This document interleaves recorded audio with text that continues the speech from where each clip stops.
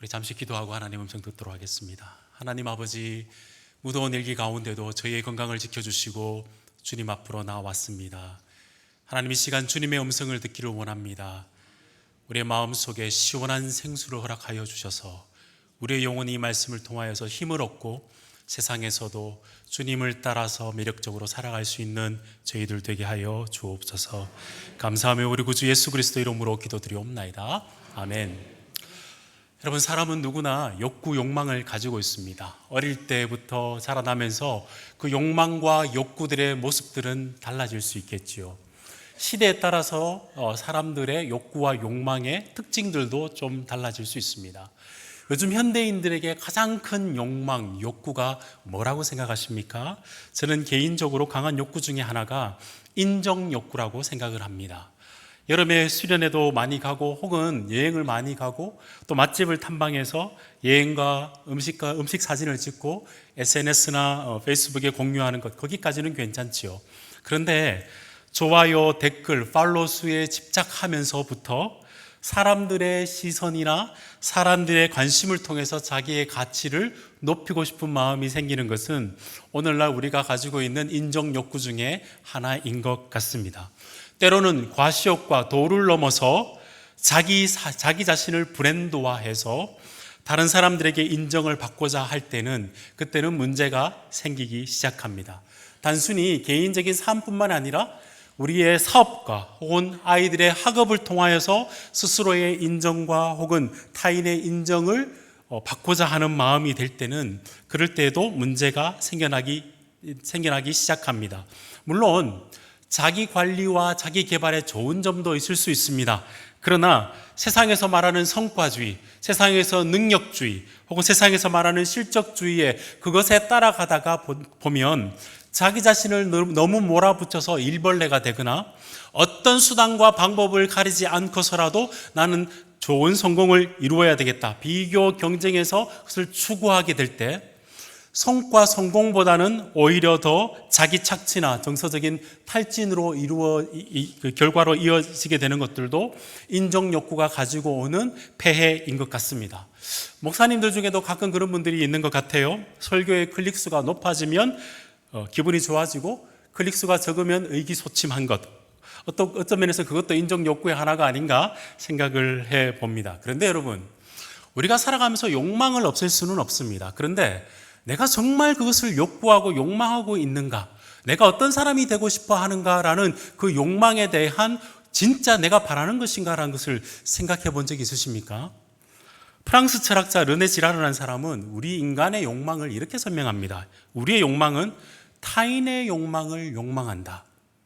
그전에는 내가 바라지도 않았는데 다른 사람이 그렇게 하니까 행복하다 그러니까 그걸 욕망하기 시작한다는 거죠. 정말 내가 행복하기 위해서, 내가 어떤 사람이 되기 위해서 그걸 욕망한 것이 아니라 다른 사람들의 기준에 봐서 이게 좋은 거니까 라고 이야기하니까 그때부터 우리가 원하고 바라는 것들을 욕망하게 된다는 것이 그 사람의 이론인 거죠. 어떤 측면에서 봤을 때 우리의 인정 욕구도 내가 정말 어떤 사람으로 인정되기를 원하는가, 혹은 내가 어떤 사람이 되기를 원하는 것을 생각지 않고 타인의 시선과 타인의 관심에 의해서 내가 그렇게 된다면 그건 인정 욕구인 거죠. 이처럼 이 시대 가운데 타인의 인정, 자기의 인정에 몰두하는 시대 속에서 사람들이 잊어버린 게 하나 있습니다. 큰 문제가 뭐냐면 정말 사람들이 하나님의 인정을 바라고 살아가느냐라는 겁니다. 한 10년 전까지만 해도 사람들에게 당신은 천국 갈 수 있습니까? 라고 물어보면 물론 틀린 대답이지만 나는 나름대로 열심히 살았습니다. 다른 사람 보기에 괜찮게 살았습니다. 만약에 천국이 있다면 하나님께서 나 같은 사람은 넣어주셔야 되지 않겠습니까? 근거 없는 자신감이죠. 그러나 그렇게 의식이라도 했습니다. 근데 요즘은 사후 세계에 대한 생각들이 현저하게 줄어들었죠. 하나님의 인정뿐만 아니라 자기 스스로의 인정과 다른 사람의 인정에 함몰되어 가면서 진짜 나를 만드신 분과 내가 정말 인생 끝에 만나야 될 그 하나님에 대한 인정들은 생각지 않고 살아가는 시대를 우리가 맞이하게 되었습니다. 이 하나님의 인정과 하나님의 시선과 하나님의 관심이 없기 때문에 오히려 우리가 타인의 욕망을 더 욕망하며 살아가는 것은 아닌지 이 시대를 한번 생각해 볼 수 있다는 거죠. 오늘 우리가 읽은 본문의 말씀은 잘 아는 바리새인과 세리의 기도의 내용입니다. 지난주에 이어서 기도에 관계되는 내용인데요, 이 기도 가운데는 반복되는 단어가 있습니다. 우리 9절 말씀을 한번 볼까요? 기도의 시작을 이렇게 주님께서 이 말씀이 시작하고 있습니다. 자기를 의롭다 믿고 다른 사람을 멸시하는 자에게. 9절 이렇게 예수님의 설교가 시작하고, 예수님의 설교의 마지막 14절은 예수님께서 이렇게 평가하십니다. 저 바리새인이 아니고 이 사람이 의롭다 하심을 받고 그의 집으로 내려갔느니라. 의롭다 하심으로 시작했다가 의롭다 하심으로 끝나는 거죠. 하나님 앞에 나오면서 의롭다 하는 것이 무엇인가 라고 그 내용들을 가지고 우리에게 주님께서 설교를 해 주신다는 말씀입니다. 여러분, 교회에서는 의롭다 하심, 칭의, 의롭다고 칭해지는 것에 대해서 많이 들어보셨죠? 우리는 믿음으로 하나님께서 우리를 의롭다라고 칭해 주시는 줄로 믿습니다. 근데 여러분, 이건 종교적 용어로서 이렇게 칭의 그러면 어렵게 느껴질지 모르겠지만, 제가 계속해서 설명하다시피 이건 하나님의 인정이라 생각하면 됩니다. 하나님 보시기에 괜찮은 관계, 하나님께서 인간적인 이런 가치가 있다라고 인정해 주시는 것이 칭의, 하나님의 인정인 줄로 믿습니다. 그러니까 오늘 본문 말씀은 기도를 이야기하면서 하나님께서 누구를 인정해 주시는가라는 말씀인 거죠. 이 말씀을 통해서 모두가 이 시대 가운데 타인의 인정과 스스로의 인정을 바라며 살아가는 시대 속에서 그것보다 더 높은 차원의 하나님의 인정을 받으며 살아가는 여러분이 되었으면 좋겠습니다. 이 말씀 가운데 하나님의 인정을 받는 사람이 누구인지, 그리고 그 하나님의 인정을 받는 사람은 어떤 삶을 살아가야 될지, 이 두 가지의 측면을 이 말씀을 통해서 기도와 예배와 하나님의 인정이 무엇인지를 확인해 보는 시간이 되었으면 좋겠습니다. 자, 예수님께서 설교를 시작하는데 설교의 시작은 이렇습니다. 자기를 의롭다고 믿고 다른 사람을 멸시하는 자들을 향해서 예수님께서 설교를 하셨습니다. 우리의 설교는, 목사님의 설교는 타겟팅 설교가 되면 안 되지만, 예수님은 사람들을 정확하게 아시기 때문에 타겟팅, 명중탄을 날리셨습니다. 누구를 향해서요? 자기를 의롭다 믿고 다른 사람을 멸시하는 거예요. 그런 사람들에게 설교를 하셨는데, 이건 두 부류의 사람이 아니라 한 뿌리에서 나오는 두 열매입니다. 내 스스로가 높아지지 않고서는 다른 사람을 멸시할 수가 없지요. 다른 사람을 멸시한다는 것은 자기 기준에 자기는 괜찮다라고 생각하기 때문에 멸시할 수 있는 거죠. 여러분 가운데는 그런 날이 있지 않았습니까? 주위에 있는 사람이 돌아가면서 저를 힘들게 하는 날, 아내와 자녀와 직장 가는데 모든 사람이 짜증나게 하는 날, 모든 사람이 힘들게 하는 날은 문제는 어디에 있다? 내 스스로가 문제가 있을 수 있는 거죠. 자기 스스로의 문제 때문에 다른 사람이 모두가 문제 덩어리로 보이는 것. 자기 스스로가 괜찮다 생각하니까 다른 사람을 멸시하는 자에게 주님께서 설교의 목적을 그렇게 자꾸 시작하셨습니다. 자, 그러면 설교의 내용을 좀 살펴보는데요. 지난주와 마찬가지로 주님께서 극단적인 두 명을 소개시켜 주심으로써 예수님께서 교훈을 우리에게 주십니다. 우리 10절 말씀을 한번 볼까요? 예수님의 설교의 시작은 이렇습니다. 두 사람이 기도하러 성전에 올라갑니다. 기도하라는 것은 예배한다는 용어와 똑같습니다. 예루살렘 성전에 올라가면 평소에 아침 9시와 그리고 오후 3시에 매일 그곳에는 번제의 제사가 드려지는 그 시간에 사람 두 명이 기도하러 올라갔습니다. 한 명은 누구라고요? 바리새인이고 한 명은 세리입니다. 우리는 벌써 바리새인 그러면 선입견을 가지고 나쁜 사람 이렇게 생각할지 모르겠지만, 그때 배경에서는 종교와 사회의 지도자가 구분되지 않았습니다. 그러니까 사회 지도자로서 종교인으로서 그런 모범적인 경건의 사람이고 사람들에게 존경받는 사람이 지금 예배하러 올라가는 겁니다. 근데 동시에 세리가 한 명 예배하러 올라가는 거죠. 세리는 지옥에 들어갈 랭킹 1위, 그 시대 사람들에게는 민족의 배반자, 하나님을 무시하는 사람, 그래서 로마를 위해서 일하지만 자기 동족을 위해서 동족의 피를 빨아먹는 사람, 그 사람은 지옥 가도 마땅하다라고 생각할 정도의 아주 극단적인, 사람들이 싫어하는, 기피하는 인물 한 명을 주님께서 소개하고 계시는 거죠. 두 명이 함께 예배하러 올라갑니다. 여러분, 그때 배경에서 유대인과 이방인, 남자와 여자, 정결한 것 부정한 걸 극단적으로 철저히 구분하던 그 시대 속에 이 두 명이 올라가면 그 시대 당시 사람들에게는 누구의 예배를 하나님께서 받아주시겠다 생각했을까요? 바리새인이겠죠. 예수님께서는 이 바리새인의 예배와 기도를 설명하면서 11절 12절의 말씀 우리에게 이렇게 소개하고 있는데 제가 한번 풀이해 보겠습니다. 11절 말씀, 바로 바리새인은 서서 따로 기도합니다. 왜 서서? 당시에 서서 기도하는 것은 자연스러운 것이었습니다. 근데 따로 기도했다라고 이야기합니다. 왜 따로 기도했을까요? 내용을 좀 살펴보면 알겠지만 아마 제일 앞에서 자기가 두드러지게 보이도록 하기 위해서 따로 기도한 것 같습니다. 기도의 내용을 11절에 보시면 기도는 이렇게 시작합니다. 하나님이여. 기도의 대상이 누구죠? 하나님입니다. 정확하게 잘 기도했습니다. 그런데 그 기도의 내용들을 한번 살펴보겠습니다. 나는 다른 사람들처럼 곧 토색, 나는 다른 사람을 강압적으로 하거나 돈을 뺏어 본 적은 없습니다. 불의, 나는 죄를 범해 본 적이 없습니다. 불법을 범해 본 적이 없습니다. 간음, 주님 아시죠? 요즘 TV 틀면 대부분의 다 불륜 사건들이 TV에 나옵니다. 나는 한 여자에게 평생 충성했습니다. 저는 그렇게 생활을 했습니다. 특별히 이 부분에서 아마 바리새인은 손가락질을 좀 한 것 같아요. 이 세리와 같지 아니함을 감사하나이다.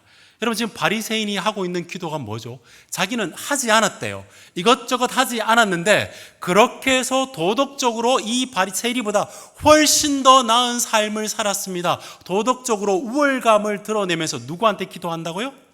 하나님께요. 절대적인 기준과 선을 가지고 계신 주님 앞에서 이 사람은 도덕적으로, 사람들이 보기에는 이 사람이 훨씬 나은 삶을 살았을지 모르겠지만 하나님 앞에서 도덕적인 우위를 드러내며 기도를 합니다. 12절 말씀 보면 이것저것 하지 않았습니다라고 기도하다가 12절 말씀 보면 기도의 내용이 톤이 바뀝니다. 나는 이것 했습니다라고 나오는데 이번에는 뭘 기도하냐면 앞에는 도덕적 우위였다면 이제는 종교적인 탁월성을 이야기합니다. 12절 어떻게 이야기하냐면 나는 일주일에 2번 금식하고 또 소득의 11조를 드립니다라고 기도합니다. 종교적인 행위를 드러내는 거죠. 제가 조금 각색해 보겠습니다. 하나님, 우리 1년에 한 번 정도 대속죄일에 한번 기도하면 금식하는 거 아시죠? 근데 저는 일주일에 월요일이랑 목요일 기도합니다. 한 50주가 되니까 1년에 제가 100번 정도 금식 기도하는 거 알고 계시죠? 여러분, 우리 밭에 박하와 해안과 근채가 있는데 저는 소출에 정확하게 11조를 냅니다. 지금 저는 아내와 마트를 갔다 와서 모든 그 영수증을 다 모아서 정확하게 10분의 1을 저는 하나님께 냅니다. 주님, 요즘 아시죠? 이런 신앙인 드뭅니다. 그냥 참고만 해 주십시오. 예수님의 설교를 요점을 드러내기 위해서 이렇게 이야기를 꾸며내셨으니까 저도 약간 각색을 해본 겁니다. 여러분, 이 바리새인의 기도가 어떤 거죠? 하나님을 향해 있지만 방향은 맞지만 그 내용이 어떻습니까? 나의 도덕적인 우위, 나의 종교적인 탁월성, 특별히 우리가 잘 드러나진 않지만 11절 12절 말씀을 원문을 읽어보면 계속해서 반복되는 게 있습니다. 뭘 반복하나 한번 들어봐 보십시오. 하나님이여, 나는 다른 사람들과 달리 토색, 불의, 간음하는 자와 같지 않은 것에 감사합니다. 특별히 이 세위리와 같지 않은 것에 나는 감사합니다. 나는 일주일에 2번 금식합니다. 그리고 내가 얻은 소득의 11조를 나는 하나님께 드립니다. 원문을 보시면 5번이나 나는 강조하고 있어요. 누구한테 기도하면서요? 하나님께 기도하면서 내가 이 정도 했습니다. 도덕적으로 이 정도 했습니다. 종교적으로 이 정도로 내가 했습니다 라고 기도하고 있는 거죠. 제가 전도사 때 교회에서 부서에서 섬기고 있을 때, 지금은 그렇지 않으시겠지만 부장 집사님이 계셨어요. 하나님께서 큰 축복을 베풀어 주셔서 그 사업이 너무 잘 되었습니다. 하루는 저한테 그런 천연병 전도사께 이렇게 이야기를 했어요. 하나님께서 큰 축복을 내려주셔서 주위에 있는 사람도 하나님이 복을 내려줬다고 이야기할 정도로, 전도사님, 제가 정말 복 많이 받았습니다. 11조를 꼬박꼬박 내려고 보니까 우리 교회 현금 봉투가 좀 사이즈가 작은 것 같아요.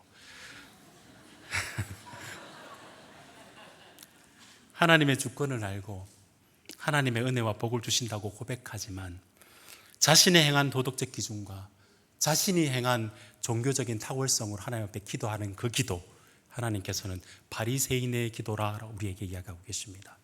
그런가 하면 반대 한 명을 주님께서 소개하고 계시는데요, 세리의 기도입니다. 조금 빨리 볼까요? 세리도 보세요, 멀리 서서 기도합니다. 서서 기도하는 건 똑같은데 멀리 서서 기도합니다. 왜 그랬을까요? 성전에 들어오면서 하나님 보기에도 면목이 없고 사람들 보기에도 부끄러워서 저 구석에서 멀리 서서 기도하는지도 모르겠어요. 근데 특별한 행동을 합니다. 13절 가운데 보시면 눈을 들어 하늘을 쳐다보지 못하고 다만 가슴을 치면서 기도하고 있어요. 여러분, 이 가슴을 친다는 용어는 굉장히 특별한 행위입니다. 왜냐하면 지금 유대인들도 함부로 가슴을 안 칩니다. 장례식장에서는 이렇게 가슴을 칩니다. 부모가 돌아가셨을 때나 극도로 자기가 비통할 때 가슴을 치는 거거든요. 그렇게 하나님 앞에 자기의 모습을 드러내고 난 다음에 이렇게 기도의 제목들을 기도를 올려드리고 있습니다. 우리 13절 하반절 말씀 이르되 뒤에 한번 함께 읽어볼까요? 시작. 하나님이여 불쌍히 여기소서, 나는 죄인이로소이다. 아멘. 여러분, 이 기도의 내용 마음에 드십니까? 어떤 분은 기도가 짧아서 마음에 든다, 중언부언하지 않고 짧아서 마음에 든다 하시는 분도 계시지만, 이 기도의 핵심은 정확하게 하나님 앞에서 자기 자신을 하나님 앞에 고백하는 기도이지요. 눈은 감히 하나님을 쳐다볼 수는 없었지만 정확하게 그의 마음은, 그의 존재는 하나님 앞에 섰습니다. 그리고 그 하나님 앞에 하나님 불쌍히 여겨주십시오, 나는 죄인입니다 라고 고백한 거죠. 그렇게 고백하고 난 다음에 그런 이야기를 주님께서 하시고 딱 이야기를 스톱하시고 난 다음에 14절 말씀 보시면 내가 너희에게 이르노니, 제자들에게 교훈을 주십니다. 뭐라고 말씀하시냐면, 저 바리새인은 아니고 이 세인이 의롭다 하심을 받고 그의 집으로 내려갔다. 예수님의 평가는 사람들의 일반적인 평가와는 달랐습니다. 저 바리새인이 아니고 이 세리가 의롭다함을 받고 집으로, 세상으로 다시 나아갔다라고 우리에게 말씀하고 있습니다. 여러분, 발견하셨습니까? 예수님이 누구와 더 가까이 서고 계신 거죠? 저 바리새인이 아니고 이 세리가 의롭다함을 받고, 주님께서는 지금 자기 자신을 하나님 앞에서 정직하고 있는 그대로 고백한 그에게 주님께서 더 가까이 해 주시는 것이죠. 여러분, 근데 예수님의 평가가 너무 성급한 평가는 아닐까요? 아니, 분명히 우리가 생각할 때는 칭이 예수님을 의롭다고 믿어야지만이 의롭다고 선언을 해줄 수 있는 건데, 하나님 불쌍히 여겨주십시오, 내가 죄인입니다만 고백했는데 이 사람이 의롭다라고 이야기한 것은 우리가 평소에 알던 교리와 맞지 않는 것 아닙니까? 라고 질문을 던질 수도 있을 것 같아요. 칭의에 대해서 좀 간략하게 한번 설명을 좀 해보겠습니다. 칭의라는 것은 하나님께서 우리로 하여금 법정적으로 너희는 괜찮다, 너는 나에게 인정받은 자이다, 너의 존재 가치가 괜찮다라고 주님께서 선언해 주신 것이, 공적으로 선언해 주신 것이 칭의라고 믿습니다. 근데 그 하나님은 공의로우시고 정의로우시고 거룩한 분이시기 때문에 죄와 죄악을 미워하시는 분이십니다. 다윗도 시편 16편 말씀을 보시면 하나님은 죄에 대해서 매일 분노하시는 하나님이라 말씀하고 있습니다. 사랑의 하나님이시지만 정의롭고 공의로우신 하나님이시기 때문에 죄를 그냥 아무런 죄에 대한 결과를 묵과하면서 그냥 너는 의롭다라고 이야기해 줄 수가 없는 거죠. 왜냐하면 죄는 우리가 지금도 날마다 짓는 죄이기 때문에 하나님께서 그 죄를 해결해 주시기 위해서 역사 속에서, 우리도 역사 속에서 매일매일 죄를 짓듯이 주님께서는 역사 속에서 이 문제를 해결해 주셨어야 됩니다. 여러분, 그 문제를 어떻게 해결해 주셨습니까? 잘 알다시피 그 역사적으로 이 문제를 완벽하게 해결해 주신 분이 있으시죠. 하나님이신 그분 자체가 이 땅에 오셔서 예수 그리스도가 나를 위해서, 그분이 나의 죄를 대신 지시고, 우리는 전가라고 되죠. 우리의 죄를 그분께 전가하고, 그분이 부활 승천하심으로 해서 그분의 의가 우리에게 전가된 것입니다. 고린도후서 5장 21절 말씀을 함께 읽어보겠습니다. 시작. 하나님께서 죄를 알지도 못하신 이를 우리를 위해서, 우리로 하여금 그 안에서 하나님의 의가 되게 하려 하십니다. 무슨 말씀이죠? 예수 그리스도가 우리의 모든 죄를 대신 받으시고 그분 안에서 모든 공의가, 죄에 대한 결과를 주님께서 해결해 주시고, 그분이 부활하심으로 그분이 의롭다함이 증거된 것처럼, 증명된 것처럼 그분 안에서 우리가 의롭다함을 받는 것이죠. 그리고 이 칭의는 한번 그냥 결정된 이벤트가 아니고 영원히 하나님께서 법정적으로 너는 괜찮은 존재다라고 말씀해 주시면 영원히 괜찮은 존재가 되는 것을 우리가 칭의라고 믿는 줄로 압니다.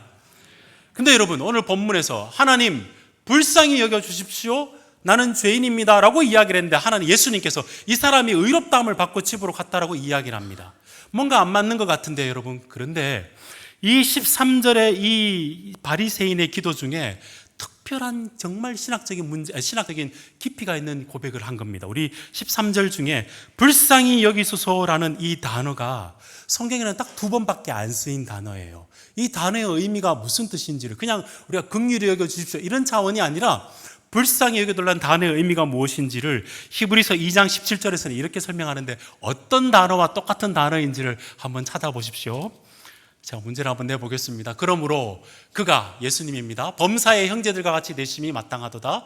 이는 하나님의 일에 자비하고 신실한 대제사장이 되어 백성의 죄를 속량하려 하심이라. 무슨 단어와 같을까요? 네, 똑똑하시네요. 세리가 무슨 기도를 했냐면 하나님, 나에게 속량해 주십시오. 여러분, 이건 제사 용어예요. 구약에서는 제사가 드린 것은 우리의 죄를 양에게 전가하죠. 그 양이 대신 피를 흘림으로 인해서 하나님께 올려드려지고, 그리고 제사장이 나와서 선언해 줍니다. 하나님께서 이것을 받으심으로 인해서 너희는 깨끗하게 되었다고 선언해 주는 것이 칭의입니다. 다시 말해서 예수 그리스도가 우리의 어린 양이 되셔서 그분이 우리를 위해서 대신 피를 흘려주시고 그분 때문에 우리가 너희가 깨끗하게 되었다, 너는 의로운 자가 되었다라고 선언해 주시는 것이 속량입니다. 그러면 지금 어떤 이야기가 벌어진 것이죠? 성전에 2명이 올라갑니다. 바리새인은 그 시대 사람 속에서 가장 경건하다고 느껴지는 사람인지 모르겠지만 그는 이렇게 기도하는 거죠. 지금 성전에서 아침 9시, 오후 3시에 양이 잡혀지는 제사가 드려지고 있는 가운데서 그는 하나님, 나는 토색, 불이 가늠하지 않았습니다. 하나님, 나는 금식했고 나는 11조 잘 냈습니다 라고 기도하고 있는 거예요. 전혀 하나님의 영원한 의의 근거가 되는 예수 그리스도의 피를 근거한 예배와 기도를 드리고 있는 것이 아니에요. 세리는 사람들이 볼 때는 아무것도 아니고 정말 무시당하고 손가락질 당해도 마땅하지만 그는 하나님 앞에 나와서 하나님, 나에게는 예수님이 필요합니다. 나에게는 대속의 피가 필요하고 나에게는 구세주가 필요하고 나에게는 정말 우리 주님이 필요합니다 라고 고백하는 거죠. 영원한 의의 근거가 되는 예수가 필요하다라고 예배하며 기도하는 모습으로 나오고 있다는 거죠. 특별히 이 세리가 고백했던 기도의 내용 중에 나는 죄인입니다 라는 것, 헬라어로 보시면 나는 바로 그 죄인입니다. 대속에 필요한 것 다른 사람이 아니라 내가 바로 그 예수 그리스도가 필요합니다라고 고백하며 주님 앞에 나온 것이죠.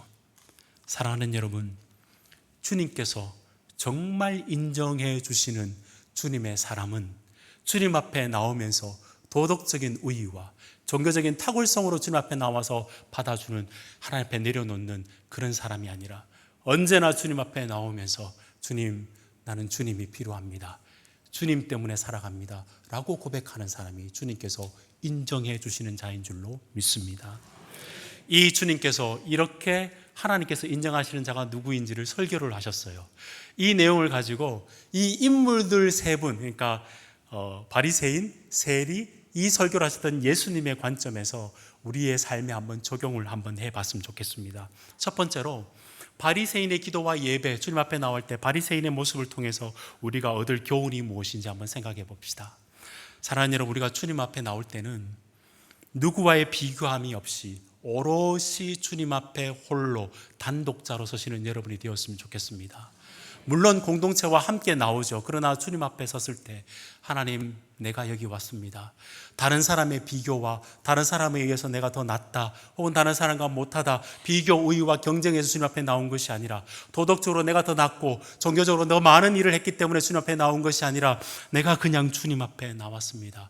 단독자로 홀로 주님 앞에 서는 여러분 되었으면 좋겠습니다. 타인을 향해서 내가 가위표를 한다고 내가 더 높아지는 것 아닙니다. 타인을 향해서 내가 X표를 한다고 내가 동그라미 되는 건 아니에요. 이 바리새인이 도덕적 정교와 그리고 종교적 의를 가지고 바리새인이 나오면서 자기는 의롭다 여겼기 때문에 다른 사람을 멸시하기 시작했습니다. 근데 이거는 다른 사람만 멸시한 것이 아니라 하나님을 멸시한 행동입니다. 제가 왜 그렇게 말씀드리냐면 야고보서 4장 6절 말씀 한번 함께 읽어볼까요? 함께 읽어보겠습니다. 시작. 그러나 더 큰 은혜를 주시나니 그러므로 일렀으되 하나님이 교만한 자를 물리치시고 겸손한 자에게는 은혜를 주신다 하였느니라. 아멘. 자기 자신이 스스로 의롭다 믿으면 다른 사람을 무시하게 되는 건데 그건 교만한 것이죠. 그 교만한 것은 하나님을 대적하는 것이다 주님께서 이야기하고 계십니다. 사랑하는 여러분, 겸손하게 하나님 앞에서 단독자로 주님 앞에 나와서 주님의 은혜를 더욱더 사모하며 나오시는 여러분 되시기를 우리 주님의 이름으로 축복드립니다. 여러분, 가만히 생각하면 우리가 하나님 앞에 모든 죄를 사함을 받았다, 예수님 때문에 여러분의 모든 죄가 사함을 받았다, 아멘이시죠? 너무너무 기쁨으로 아멘합니다. 컴퓨터 파일에 여러 가지 버그가 있으면 삭제하면 깔끔한 느낌이 들어서 내 모든 죄가 사했다, 너무너무 감사한데, 근데 우리의 습성들을 가만히 생각해 보면 주님 앞에 나오면서 그나마 내가 잘했다고 생각하는 것들은 삭제를 잘 안 해요. 파일 속에 넣어둡니다. 하나씩 하나씩 차곡차곡 채우지요. 저는 이걸 마일리지 신앙이라 생각합니다. 결정적일 때는 하나님 앞에 내어놓지요. 내가 이것저것 했습니다 주님이라고 이야기를 하는 거죠. 십자가의 은혜가 내 죄를 모든 것을 사해 주는 것은 아멘이지만 십자가의 은혜 때문에 내가 가진 모든 주님께 한 것, 사실은 내가 주님께 한 것도 주님께서 그런 환경과 여건을 주셔서 은혜 때문에 한 것인데 그 은혜를 망각하고 그것을 차곡차곡 말리처럼 쌓아놓아서 주님께 내어놓는 것이 우리들의 모습 같을 때가 참 많다는 것이죠. 그렇지 않다고요? 제가 여러분에게 한번 여쭤볼게요. 여러분은 세리 같습니까? 바리새인 같습니까? 말씀하기 참 힘들죠? 아마 이렇게 생각하시는 분들이 많을 겁니다. 세리 정도 저는 나쁘게 산 것은 아닙니다. 그렇다고 바리새인 정도로 제가 교만한 것은 아닙니다. 근데 여러분, 그 가운데 이렇게 비교하는 그 메커니즘은 우린 여전히 가지고 있죠. 다른 건 몰라도 제가 이 말씀을 준비하면서 항상 이 말씀은 저를 향한 말씀이라 생각합니다. 왜냐하면 신앙생활 처음 할 때 마치 세린처럼 나는 주님밖에 없습니다, 주님 은혜 때문에 삽니다라고 고백하며 내가 죄인입니다라고 고백했는데 신앙의 연조가 많아지고 그리고 신앙생활이 더 깊으면 더 많아지면 더 길어지면 길어질수록 마치 우리의 마음이 세리 바리새인의 기도처럼 주님 앞에 나올 때가 참 많다는 거죠. 하나님의 은혜를 망각한 것입니다. 제가 존경하는 설교자 한 분이 계십니다. 에드먼드 클라운이라는 교수님이신데요, 그분의 설교 가운데 이런 내용이 있더라고요. 우리가 하나님께 더 가까이 가지 못하게 되는 것은 내가 행한 그 잘난 놈의, 표현을 좀 바꿔보겠습니다, 더 세게 해보겠습니다, 그 망할 놈의 선한 행위 때문에 내가 주님 앞에 더 가까이 못 나간다. 무슨 이야기일까요?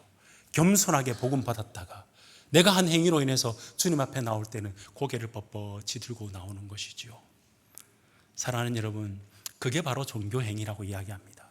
내가 이만큼 했기 때문에 주님께서 이만큼 해주시는 것은 종교이지요. 복음은 순서의 싸움입니다. 내가 아무것도 아닌데 주님께서 나를 이렇게 사랑해 주셨기 때문에, 그렇기 때문에 내가 이것저것 할 수 있었습니다라고 나오는 것이 참 신앙인의 고백인 줄로 믿습니다. 그러므로 다시 한번 바리새인의 기도를 보시며 우리의 신앙을 한번 점검해 보셨으면 좋겠습니다.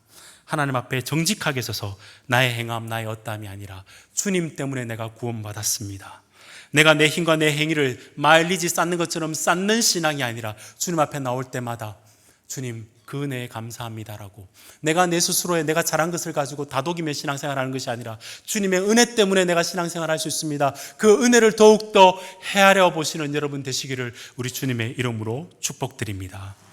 타인의 시선과 자기네 자뻑 신앙 때문에 생겨난 종교생활로 잃어버린, 하면 할수록 신앙생활을 하면 할수록 힘든 그런 잃어버리는 신앙의 잃어버린 기쁨을 회복하시고 주님께서 여러분을 인정해 주시는 그 기쁨으로 신앙생활 하시는 여러분 되시기를 우리 주님의 이름으로 축복드립니다. 자, 두 번째, 이제 바리새인 봤으니까 세리의 기도에 대해서 교훈을 얻어야 되겠죠. 여러분, 세리의 기도에 대해서 어떤 교훈을 얻을 수 있을까요? 가장 잘한 게 뭘까요? 세리는 사람의 시선이나 자기 스스로의 삶에 대한 내용들 잘 알았지만 그래도 경계를 넘어서, 사람의 시선의 경계와 자기의 도덕적인 그 경계를 넘어서 하나님 앞에 나올 수 있었다는 것은 정말 잘한 결정이라 저는 생각합니다. 무엇보다 우리 주님의 사랑과 은혜가 내 죄보다 더 크다는 그 믿음이 있기 때문에 그 세리는 주님 앞에 나올 수 있었다고 저는 믿습니다. 우리의 한계와 부족을 하나님 앞에 기탄 없이 내어놓고 나올 수 있는 이유는 우리가 생각하는 그 어떤 것보다 하나님의 은혜와 은혜가 훨씬 더 크기 때문에, 하나님의 은혜의 강물이 훨씬 더 크기 때문에 우리가 주님 앞에 나올 수 있는 줄로 믿습니다. 문제는 우리가 겸손하게 나오지 못한다는 거죠. 여러분, 결국 우리가 하나님의 자비와 긍휼과 은혜, 그분의 인정을 담을 수 있는 그릇은 우리가 어떻게 만든 큰 그릇이나 세련된 그릇이 아니라 상한 심령의 그릇인 줄로 믿습니다. 잘 포장된 행위로 주님 앞에 나오는 것이 아니라 있는 그대로 주님의 은혜를 사모해서 언제나 주님이 필요하다고 주님 앞에 나오는 그 상한 심령 가운데 하나님께서 은혜로 채워주실 줄로 믿습니다. 그걸 가장 잘 알았던 사람이 다윗이죠. 큰 죄를 짓고 난 다음에 시편 51편에서 하나님께 회개할 때 그가 깨달은 놀라운 진리가 있습니다. 이렇게 이야기합니다. 하나님께서 구하는 제사는 상한 심령이라. 하나님이여 상하고 통회하는 마음을 주께서 멸시하지 아니하시리이다. 상한 심령으로 주님 앞에 나올 때 주께서 하나님의 은혜를 베풀어 주시고 외면치 아니하시고 우리의 영혼을 깨끗게 하시며 다시 한번 이 땅 가운데서 하나님의 은혜로 살아갈 힘을 우리에게 더하여 주실 줄로 믿습니다. 탁월한 예배, 탁월한 기도, 향기로운 주님께서 받으시는 제사, 하나님께서 받으시는 아름다운 삶, 인정해 주시는 우리의 삶은 상한 심령으로 주님 앞에 나오는 자에게 주님께서 베풀어 주시는 은혜인 줄로 믿습니다. 왜 그럴까요? 상한 심령으로 가지고 나오는 사람은 자기의 의를 전혀 내세울 게 없기 때문입니다. 하나님의 은혜만을 사모하며 나올 수 있기 때문입니다.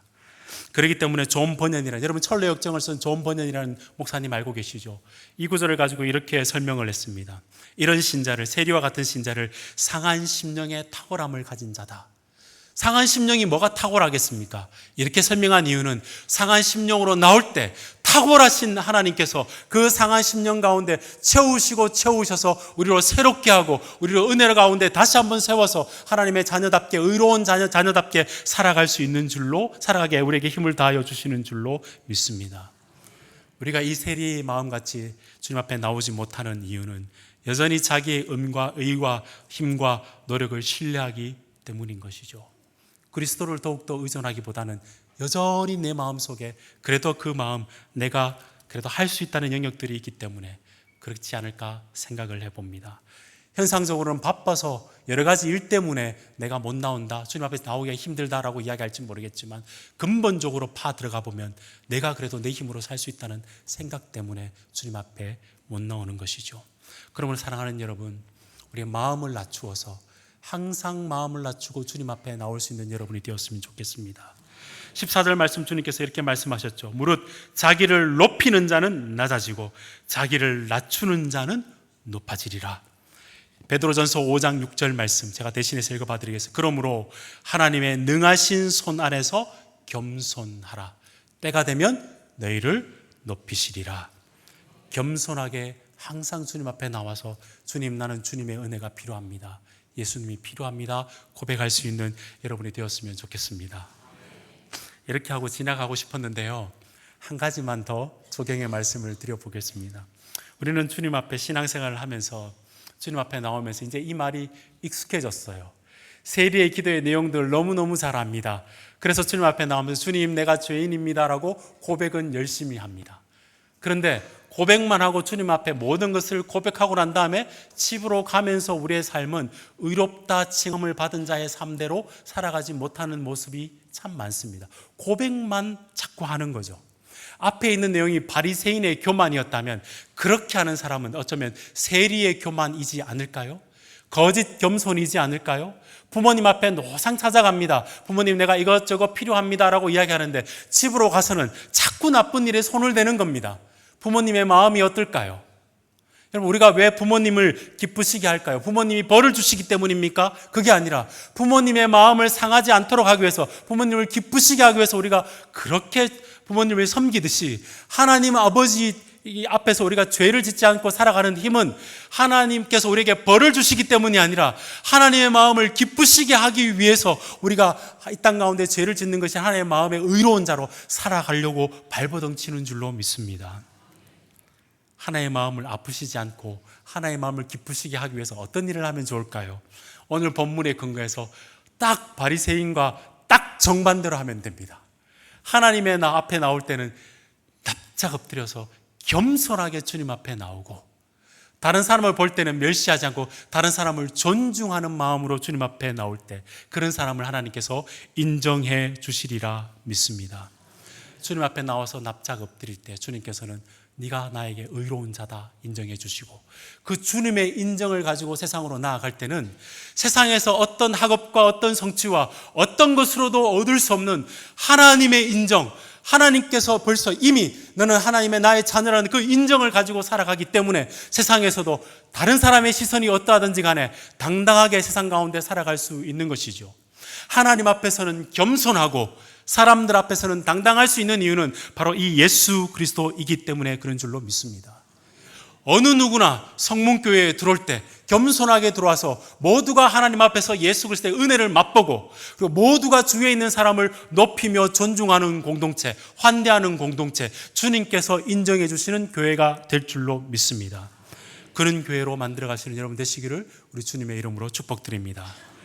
마지막 세 번째로, 이 설교를 하신 우리 주님을 한번 생각해 보십시다. 우리 주님은 마지막으로 이렇게 말씀하셨죠. 무릇 자기를 높이는 자는 낮아지고 자기를 낮추는 자는 높아지리라. 주님께서 이 말씀만 하고 끝나신 것이 아니라 이 말씀 이후에 주님은 예루살렘으로, 성전으로, 성전이 있는 예루살렘으로 올라가셨습니다. 그분은 하나님 자체이십니다. 낮아지셨습니다. 인간이 되셨습니다.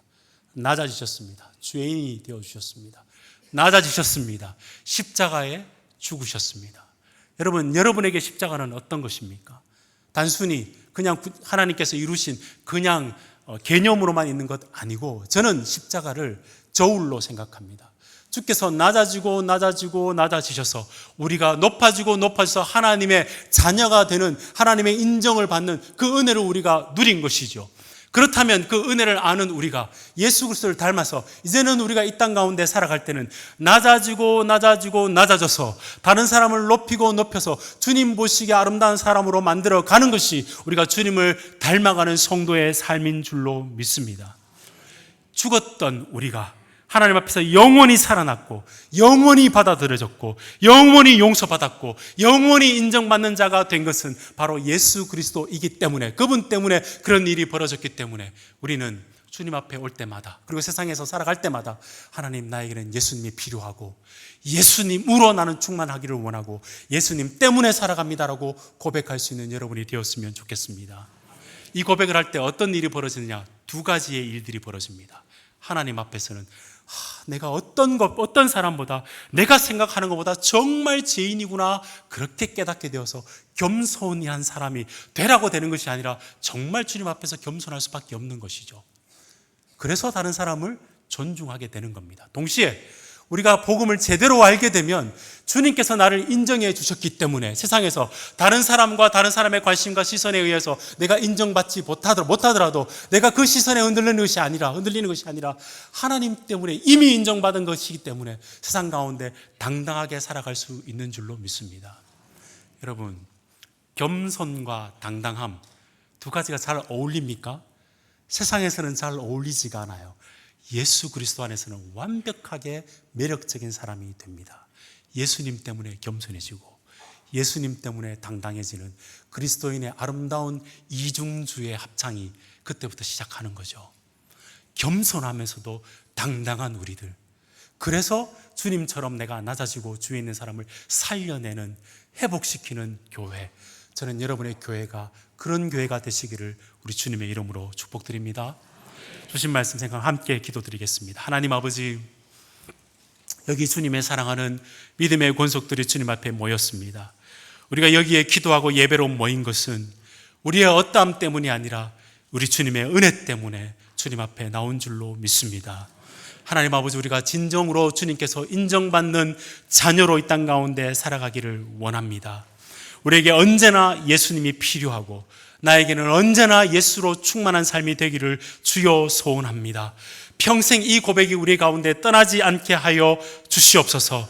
내가 주를 위해서 일한 것이 우리를 위한 우리의 의로움의 근거가 아니라 우리를 의롭다 하신 예수 그리스도의 그분의 은혜 때문에 우리는 그분을 평생 드높이며 사는 것이 우리의 기쁨이자 자랑이며 우리의 특권이 되게 하여 주시옵소서. 예수를 닮아서 더욱 낮아져서 겸손하고도 하나님께서 인정해 주셨기에 세상 가운데서 당당하고 담대하게 살아갈 수 있는 예수로 충만한 성도들, 예수로 충만한 교회가 될 수 있도록 주님 축복하여 주시옵소서. 그렇게 하실 우리 주님을 찬양하옵고 우리 구주 예수 그리스도의 이름으로 기도드리옵나이다. 아멘.